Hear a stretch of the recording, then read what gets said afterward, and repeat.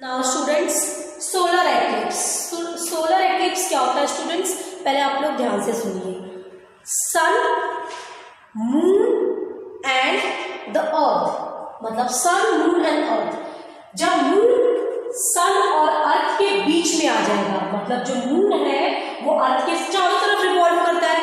Moon जो है वो अर्थ के चारों तरफ रिवॉल्व करता है। रिवॉल्यूशन के जब होता है तो जब मून जो है जब सन और अर्थ के बीच में आ जाता है और एक स्ट्रेट लाइन बनती है, उसे हम क्या कहते हैं? Solar eclipse. सोलर एक्लिप्स का मतलब रिवॉल्यूशन के दौरान जब मून है मूव करते करते अर्थ के चारों तरफ रिवॉल्व करते करते जब बिल्कुल सन और अर्थ के बीच में आ जाता है, हम उसे क्या कहते हैं? Solar eclipse.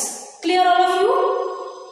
ठीक है। और एक स्ट्रेट लाइन फॉर्म होती है, सन, मून एंड अर्थ, ये तीनों मिलकर एक स्ट्रेट लाइन फॉर्म करते हैं। We call it solar eclipse. हम उसे क्या कहते हैं? Solar eclipse. Now shadows of the moon, जो मून का शैडो है, कंसिस्ट ऑफ डार्कर पार्ट। ये देखिए, दिस इज द, ये सन का जो है रेस जो है वो मून पे जा रही है। ठीक है, मून पे जा रही है, तो मून का जो शैडो है, परछाई जिसे हम कहते हैं, मून का shadow consist of darker part. Darker part को हम क्या कहते हैं? Umbra. Shadows of the moon consist of darker part, we call it umbra. And shadows of the moon consist of lighter part, we call it, lighter part को हम क्या कहते हैं? Penumbra. This is the darker part and this is the lighter part, we call it penumbra.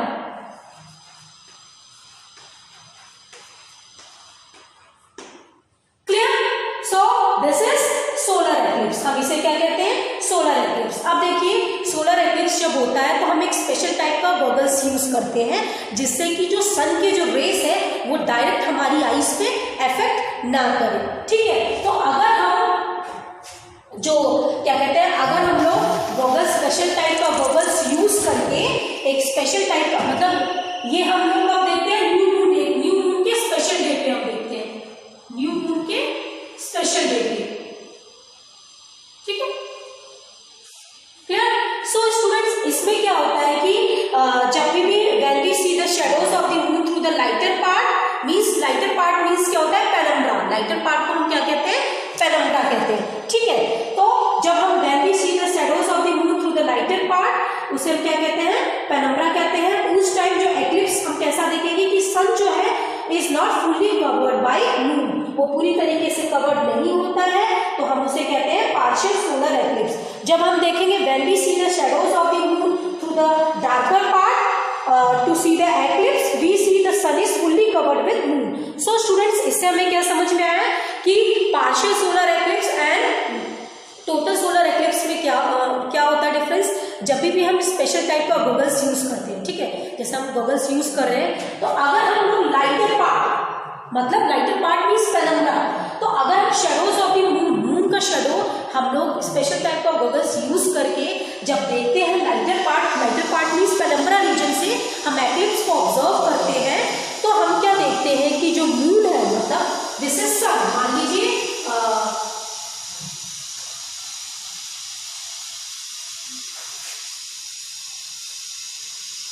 This is सन, मान लीजिए this is सन, ये सन है। ठीक है, अब दिस इज मून। अब हम देखते हैं जब शैडो ऑफ द मून हमें देखना है lighter part means penumbra region से, हम लोग क्या देखते हैं कि जो सन है, मतलब मून जो है वो पूरी तरीके से सन से कवर्ड नहीं है, तो हम इस चीज को क्या कहेंगे? Partial solar eclipse. क्या कहेंगे? Partial solar eclipse. Partial solar eclipse.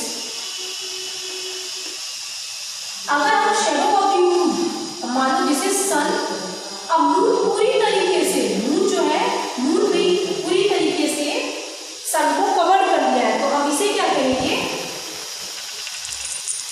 Total solar eclipse. Total solar eclipse कब होता है?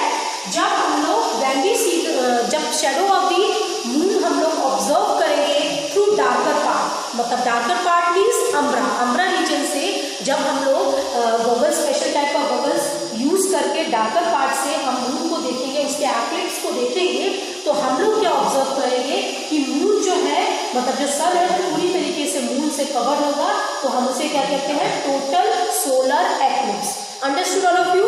ऐसे ही सेम इसी तरीके से लूनर एक्लिप्स होगा। डिफरेंस इतना ही होगा कि पहले सन और अर्थ के बीच में मून था और एक स्ट्रेट लाइन फॉर्म हो रही थी, तो हम उससे क्या कहते हैं, सोलर एक्लिप्स। ठीक है। लूनर एक्लिप्स में क्या होगा कि सन मून के बीच में अर्थ होगा, हम उसे क्या कहेंगे, लूनर एक्लिप्स। क्लियर? ये लूनर एक्लिप्स फुल मून के स्पेशल डे पे होता है। Understood all of you? उसे मैं आपको डायग्राम के थ्रू अच्छे से एक्सप्लेन करती हूँ। नाउ अब हम लोग पढ़ेंगे ल्यूनर एक्लिप्स। ल्यूनर एक्लिप्स क्या होता है स्टूडेंट्स? जब मैंने अभी आपको एक्सप्लेन किया था कि सन और मून के बीच में अर्थ आ जाता है रिवॉल्व करते हुए, तो हम उसे क्या कहते हैं, ल्यूनर एक्लिप्स। ये फुल मून के स्पेशल डे पे होता है। इसमें क्या होता है कि जो मून जो है, मतलब जो अर्थ है, जो अर्थ कंसिस्ट करता है डार्कर पार्ट, मतलब जो अर्थ की शेडोज है वो कंसिस्ट ऑफ डार्कर पार्ट, उसे हम क्या कहेंगे, अम्ब्रा, और लाइटर पार्ट को क्या कहेंगे, penumbra. The shadows of the earth consist of darker part is called umbra and lighter part को shadows of the earth consist of lighter part is called penumbra। इसमें भी सेम चीज होगी बच्चों, इसमें भी सेम चीज होगी कि क्या होगा कि इसमें भी दो टाइप के मैंने आपको एक्सप्लेन किया था कि partial lunar eclipse and total lunar eclipse. Same उसी तरीके से कि जब लाइटर पार्ट से हम देखेंगे, मतलब वो पूरी तरीके से कवर्ड नहीं होगा तो वो पार्शियल होगा, अर्थ जो है पूरी तरीके से कवर्ड नहीं होगा, और जब पूरी तरीके से कवर्ड होगा तो हम उसे कहेंगे total lunar eclipse. Understood all of you?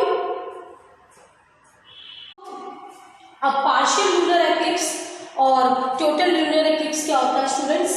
Partial lunar eclipse क्या होता है कि जो शेडो है ना अर्थ का शेडो जो है वो कंसिस्ट ऑफ, मतलब पूरी तरीके से, मतलब मून से जो शेडो है अर्थ का पूरी तरीके से कवर्ड नहीं होगा, तो हम उसे कहेंगे पार्शियल लूनर एक्लिप्स।